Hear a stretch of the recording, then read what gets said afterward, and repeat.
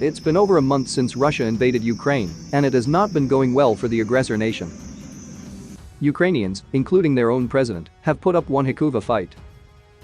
Russian soldiers, stuck with poor equipment, flailing leadership, and surprisingly robust Ukrainian defense, have suffered high death counts and plunging morale. Things are so bad that one colonel may have been killed by his own men. As per AP, a number of high-ranking Russian military leaders have been killed since the invasion began in late February. One of them, an unidentified colonel, is claimed to have been deliberately run over and killed by his own men as a result of the scale of losses taken by his brigade. If true, it's a case of what's called fragging, in which soldiers accidentally kill either fellow cadets or military leaders.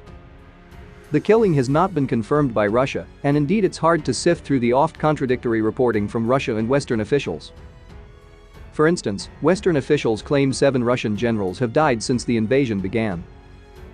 But Russia has only confirmed 1 death. Russian state TV has done its best to create a bubble for its populace, despite creative and brave attempts to tell the people the truth. They've even used the likes of Tucker Carlson to help spread misinformation. Alas, the invasion has not been going well, which should upset Vladimir Putin and certain people on the American right wing.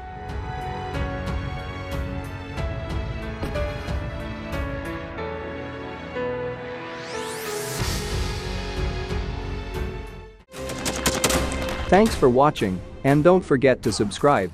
Also, if you want to support Warthog Defense, please become our member and get early access to new videos, exclusive members-only videos, and become administrator in comment section. The membership link is in the description. Rescues every day. We had a guy last week, it's 6 rescues in 6 days. He's doing the job every day.